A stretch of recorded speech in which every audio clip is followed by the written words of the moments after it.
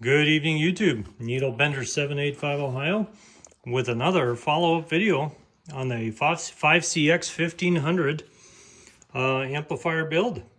We got the amplifier upside down now because we're working on the bottom side of the deck here.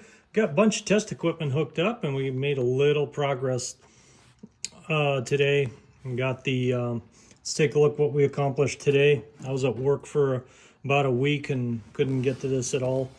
But as I got home yesterday and today and tomorrow, planning to get some more progress done. This board took like 2 days to complete. So this is the entire screen and grid supply, all mounted on one.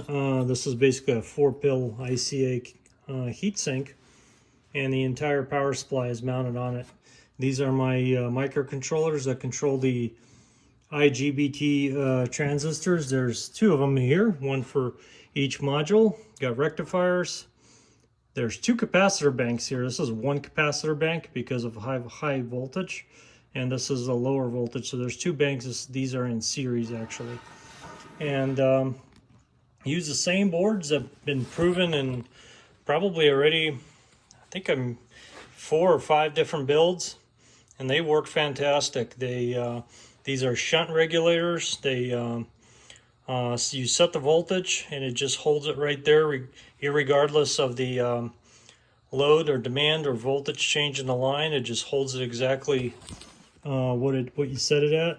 These are your series resistors for the shunt regulator, and they're sized appropriately so that the maximum current that the tube can source cannot be exceeded. So basically, if you start pulling more current, it's going to, the voltage is going to drop, and you're not going to be able to exceed the dissipation value that's listed on the data sheet.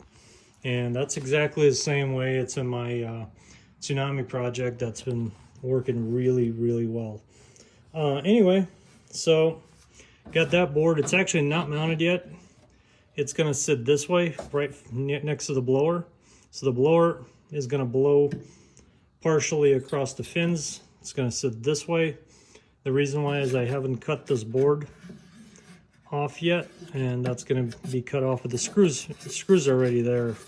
Basically, it just needs to be trimmed, and then that's going to be mounted. But I can't mount that until I mount the blower, because then it's going to basically jack myself up if I do that. Anyway, let's see what we got here. So we got 2 bands installed. We got the 10 meter band and the 11 meter band. We're going to have the 15 meter, 20, 40, and 80 meter band. So the whole entire band switch, input band selector and filter, that's going to go all the way out to here. And that's why this board is sized like that. This is a copper clad board, and I designed it like that because it's really easy to work on it, really easy to solder stuff to, and these relays work in parallel. So when you engage a block of relays, you're basically feeding your RF into this relay right here, and the closest relays are your higher frequency bands, so the signal doesn't have to travel as far.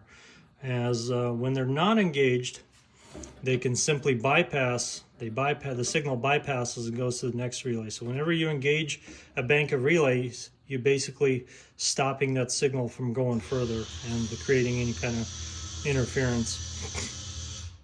And I have no relays that, let's say the 80 meters engaged, the signal simply travels through these contactors and then comes back through here.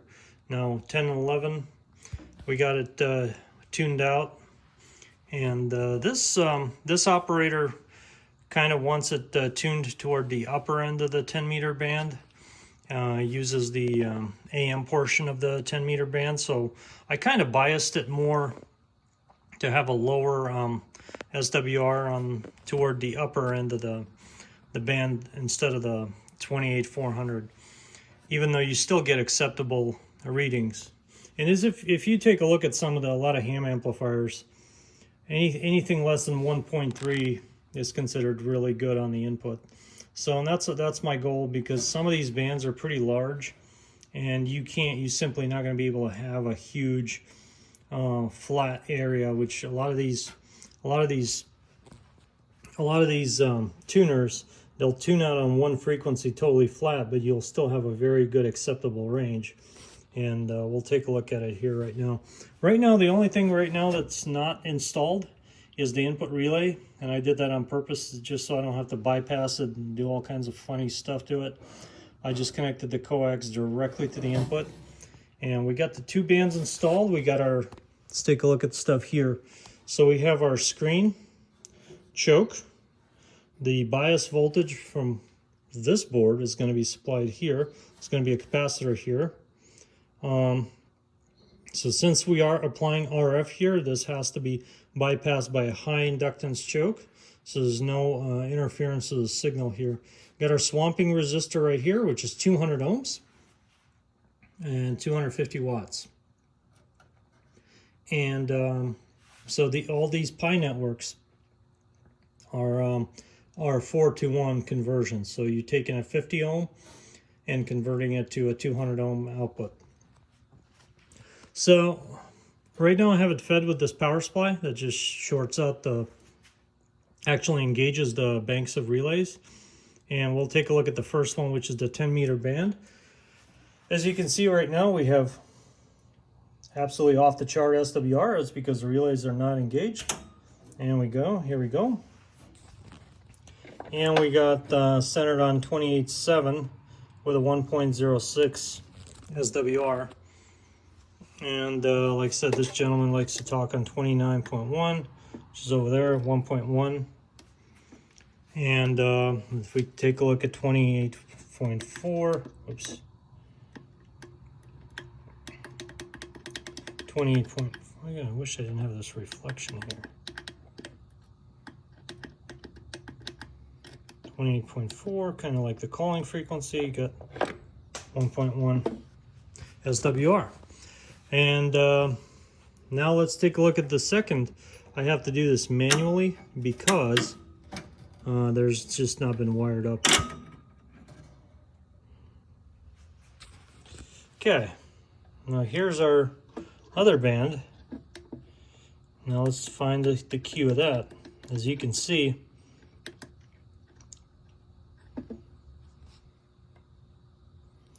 .01 on 27.350, and here we go. 1.02, 1.01 on channel 38, and this gentleman is a flat 1.00. So absolutely flat on channel 38, and it will tune up. And let's say you talk on 27.555. That's that. Just take a look at that. You got 1.1 on 555, and if you go to 26, what's the 1.17 on 26.805 basically. But we want it centered on channel 38, and it took me a hot minute to get that dialed in like that, but we got it there. 1.01, so fantastic cue and really good tune. Really good tune. Anyway, like I said, I only have two bands made. It takes a little bit of time to get each band worked out, but as we go there, it should be kind of become simpler as we're basically adding basically a symmetrical number of turns. So basically if 6 turns worked on 10 meters, 12 turns is going to work on 20, and you do a half of that and it's going to work good on 15 meters.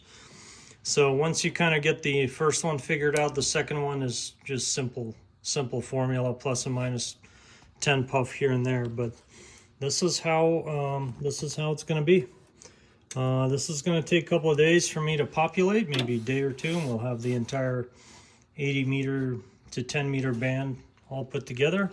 It's going to be controlled by this band switch right here, and it's a 2-pole switch. So the outside switches the tuning coil on the upper deck, and the inside, pole number 1, just switches these relays, and you're going to have LED indicators on the front telling you which band you're actually selected. And that's pretty much it. Very, very straightforward design on this tube.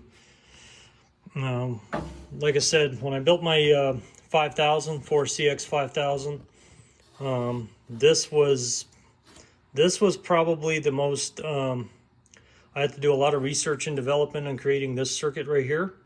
But once I got these boards made, it became really, really easy to get any kind of amplifier. I don't care what the voltage, what the current requirements are, you can get it done with this. These transistors right here are rated for like 40 amps, so you don't have to worry about the, the 100 mils that this tube can draw maximum is absolutely no match for these transistors I'm using. The reason why I have to use such big transistors is to withstand a high voltage, and these are 2.5 kV transistors. The way I'm going to have it, the way the keying relay is going to work is a little bit different than my 5000. It's actually an improved. There's no real wrong way of doing it. There's two ways to bring the tube into cutoff and out of cutoff. Is you can take the grid voltage and make it even more negative. This tube in operation requires negative 92 volts. Negative 92 volts to draw about 250 mils. And to bring the tube in a cutoff, you would go to like negative 200, negative 250 volts. And that's one way of bringing the tube in the cutoff. There's another way of bringing a tube in the cutoff is by taking your screen voltage, which runs at 500 volts, and take that down to ground without changing your negative. Your negative voltage will stay at 92 volts, and your screen voltage will go to 0. So in this build, I'm using a DC vacuum relay that switches to 500 volts, basically turns it off and turns the screen off. And my friend Sam, he does a lot of big RF projects, broadcast equipment. Kind of suggested I try this way, and I'm gonna go do it. I already have the vacuum relays from Jennings and stuff, so it's gonna be a really cool way of biasing the tube. Anyway, that's it. That's all I have for the update right now. Stay tuned. We'll have the entire board populated in the next couple of days, and we'll have this mounted. We'll have the fan, and we'll be doing testing on all of our bands. Got the transformer still on order, still in development, our high voltage transformer, and that's going to be going into the bottom deck. Anyway, 73s, thanks for watching. We'll see you in the next one. Needlebender 785 back on the side.